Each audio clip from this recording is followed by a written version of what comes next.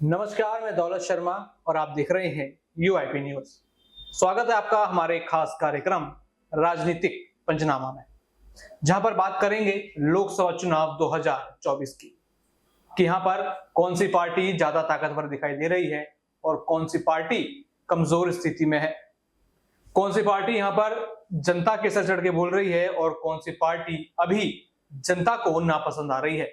लेकिन इस बीच यहाँ पर चर्चा ये भी होगी जो गठबंधन ये इंडिया अलायंस हुआ है, क्योंकि यहाँ पर बीजेपी का जो जीत का रथ 2024 और 2019 से चलता हुआ आ रहा है वो भी रोकना है और अब सभी दल आपस में मिलकर इंडिया अलायंस बना चुके हैं और इस बार साथ में चुनाव लड़ने की ठानी है और मिशन यही है कि बीजेपी और मोदी को सत्ता से हटाना है।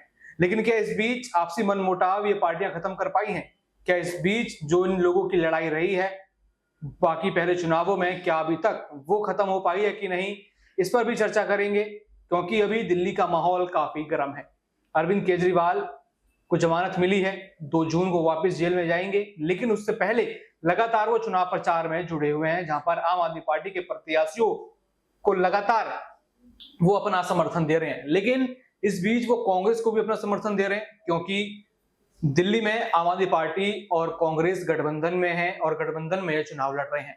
यहाँ पे आम आदमी पार्टी के नेता तो लगातार समर्थन दे रहे हैं। कन्हैया कुमार के लिए यहाँ पर सीएम अरविंद केजरीवाल ने रैली करी, लेकिन बात करें आम आदमी पार्टी के प्रत्याशियों के लिए तो कांग्रेस का कोई बड़ा नेता यहाँ पर चुनाव प्रचार करने तक नहीं आया। ना तो राहुल गांधी आए, ना प्रियंका गांधी आई, ना मल्लिकार्जुन खड़गे आए और ना ही सोनिया गांधी आए। यानी क्या यहाँ पर कांग्रेस कहीं ना कहीं ये सोच रही है कि क्या आपके इस बढ़ते हुए वर्चस्व के कारण फिर दोबारा दिल्ली में कांग्रेस के लिए दरवाजे बंद हो सकते हैं? क्या इस बीच एक तनाव इन दोनों पार्टियों के बीच आ गया है? इसकी चर्चा करेंगे और चर्चा में हमारे साथ आंसू हमारे साथ हैं। उनसे सबसे पहला सवाल करेंगे कि आम आदमी पार्टी तो बढ़ चढ़ के कांग्रेस के प्रत्याशियों के लिए यहाँ पर कर रही है चुनावी कैंपेन, लेकिन कांग्रेस के बड़े नेता सामने क्यों नहीं आ रहे हैं? आम आदमी पार्टी का समर्थन क्यों नहीं दे रहे हैं? क्या इसमें कोई ऐसी वजह दिखाई दे रही है कि आगे यहाँ पे कांग्रेस को नुकसान हो सकता है, या फिर इस गठबंधन में अब दरार आ चुकी है? जी दौलत, कांग्रेस की बात करें तो उन्हें खानदानी सियासत बोलते हैं कि खानदान से ही चली आ रही है। यहाँ पर माँ से बेटे को और आगे भी ये दी जा रही है, पीढ़ी दर पीढ़ी चलती आ रही है। और कांग्रेस का एक घमंड हमेशा से खबरों में बना रहता है। कांग्रेस का जो ओवर कॉन्फिडेंस है वो ये है कि मुझे कोई नहीं हरा सकता, मुझे किसी की जरूरत भी नहीं है। जैसे कि अरविंद केजरीवाल की बात करें, कांग्रेस के लिए स्टैंड लिया उन्होंने। लेकिन कांग्रेस की बात करें कि जब स्वाति मालीवाल वाला केस हुआ तो उन्होंने बता दें कि स्वाति मालीवाल की मदद करने की कोशिश की और आम आदमी पार्टी के खिलाफ जाने की भी बात की। तो यहीं से आप सोच समझ सकते हैं कि गठबंधन की सरकार जो है असल में इनमें कोई बंधन नहीं है। यहाँ केजरीवाल तो कांग्रेस का साथ कहीं ना कहीं दे देंगे, क्योंकि उनके जो यहाँ बता दें कि सांसद जेल में गए, वो खुद भी जेल में गए, इस समय भी वो अंतिम जमानत पर है। तो उन्हें लगता है कि भाई मुझे तो सपोर्ट की जरूरत है, मैं एक आम आदमी हूँ, मुझे तो यहाँ सपोर्ट चाहिए और इसलिए मैं कांग्रेस का हाथ जो है, जो उनका निशान है यहाँ पर चुनाव चिन्ह है, उसे हमेशा थामे रखूंगा। लेकिन बात करें कांग्रेस की, उन्हें नहीं लगता कि उन्हें आम आदमी पार्टी की जरूरत है, इसीलिए ये हो रहा है कि आम आदमी पार्टी पूरा सपोर्ट दे रही है। लेकिन कांग्रेस जो अपने घमंड में इस वक्त चूर है, ना तो आम आदमी पार्टी को वो कुछ समझती है। और अगर हम यहाँ पर जमीनी हकीकत की बात करें तो ऐसा कोई कांग्रेस का प्रत्याशी नहीं है जो जनता के दिलो दिमाग पर छाया हो। और इस घमंड का जवाब उन्हें 4 जून को जो है जरूर मिलेगा, जब आंकड़े पूरी तरह से सामने आएंगे। क्या हम देख सकते हैं कि चुनाव के बीच में या फिर वोटिंग से पहले हम देख सकते हैं कि बड़ा यहाँ पर गठबंधन में दरार आ सकती है? क्या ये नुकसान यहाँ पर दे सकती है? क्या ये बाकी लोगों को दिख रहा है कि आम आदमी पार्टी तो कांग्रेस के लिए मौजूद है, लेकिन कांग्रेस आम आदमी पार्टी के लिए मौजूद नहीं है, बल्कि उनके खिलाफ जो मामले चल रहे हैं उसमें भी वहां पे वो दूसरे लोगों का साथ दे रहे हैं, ना कि आम आदमी पार्टी का? तो क्या ऐसे में ये गठबंधन टूटने की कगार पर है मात्र वोटिंग के 2 दिन पहले? जी बिल्कुल, ये टूट सकता है, क्योंकि यहाँ पर बता दें कि ये ऐसा फेज है जहां पर बता दें कि हर पार्टी अपने कैंपेन को बहुत जोरों शोरों से कर रही है। जब बात गठबंधन की हो रही है तो दोनों पार्टी के चेहरे क्यों नहीं दिखाई दे रहे? क्यों यहाँ पर सिर्फ और सिर्फ आम आदमी पार्टी ही मेहनत कर रही है? क्या उस अलायंस में वो अकेली है?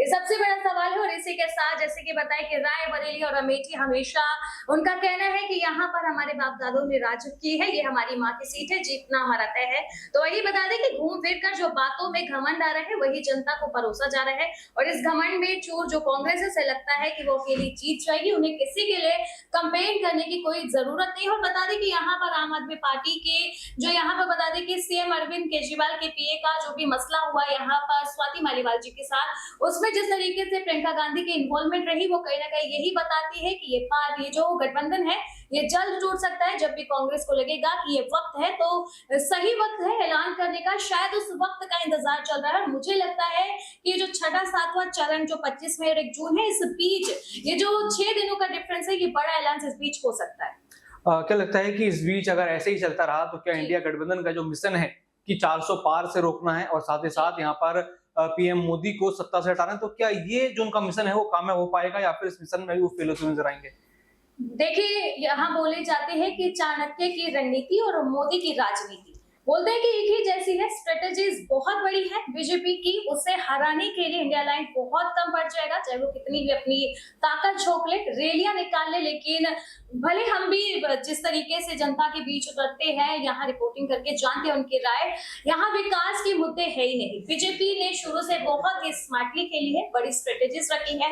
राम मंदिर, आर्टिकल 370, और आप बता दें कि मुसलमान आरक्षण को लेकर कहीं ना कहीं फिर से हिंदू समाज का वोट जो है उन्होंने बैंक जो है पूरा हड़प लिया है। तो यहाँ पर इंडिया गठबंधन कुछ भी कर ले, बीजेपी को नहीं हरा सकती। ये जो उनका मिशन है 400 वाली सीट से जो बीजेपी को रोकना, ये टाइम वेस्ट वाली बातें हैं। 400 पार यहाँ कंफर्म है, क्योंकि जनता का मानना ये है कि विकास के मुद्दे हम बाद में देखेंगे, लेकिन जो हमारा राम मंदिर मिल गया, इससे बीजेपी को 400 पार कराना अब हमारी जिम्मेदारी है।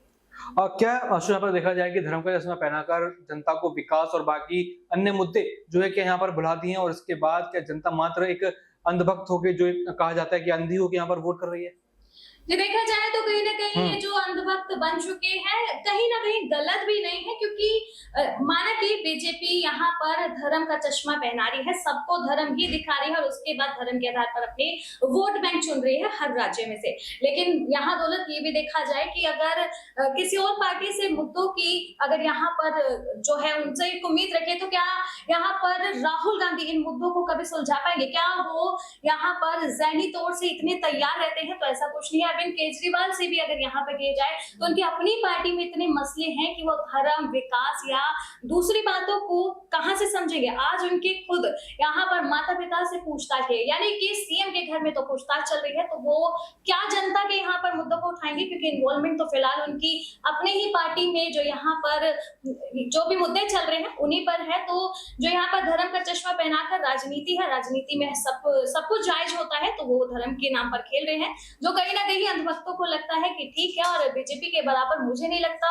कि कोई पार्टी है जो मुद्दों को उठाएगी। तो बीजेपी जो धर्म के नाम पर खेल रही है कहीं ना कहीं किसी सही दिशा में जा रही है। आपने कहा कि बीजेपी इसी दिशा में जा रही है, लेकिन दिल्ली में कई जगहों पे मैंने देखा कि यहाँ पर आम आदमी पार्टी को पूरा सपोर्ट है लेकिन कांग्रेस को नहीं है। क्या ये चीज भी कांग्रेस को नहीं भाती कि आम आदमी पार्टी का नाम लगातार यहाँ पर हो रहा है, कांग्रेस का नहीं हो रहा? दिल्ली में जिस तरीके से सत्ता में जब आम आदमी पार्टी आई थी तो कांग्रेस को भ्रष्टाचारी बताकर आई थी, उनके साथ ही गठबंधन है, कि सब चीजें नुकसान यहाँ पर कांग्रेस को पहुंचाएंगी। यही देखते हुए कहीं ना कहीं राहुल गांधी जो है यहाँ पे आम आदमी पार्टी की रैली करने से बच रहे हैं।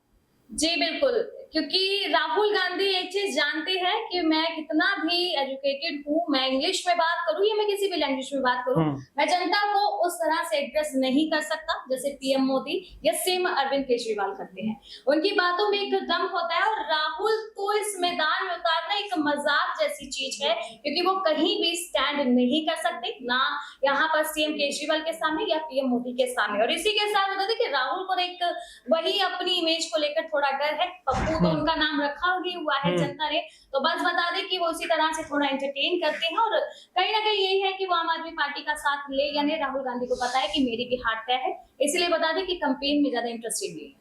बिल्कुल, यहाँ पर कहीं ना कहीं आम आदमी पार्टी और कांग्रेस साथ साथ तो हैं, लेकिन ये साथ साथ भी कहीं ना कहीं बड़ी दूरी बढ़ाता हुआ नजर आ रहा है। लेकिन देखना होगा कि 4 जून को इंडिया अलायंस का जो गठबंधन है वो सफल होता है या फिर बीजेपी बड़े आराम से 400 पार कर लेती है। बाकी और भी जानकारी जानने के लिए देखते रहिए UIP न्यूज। धन्यवाद।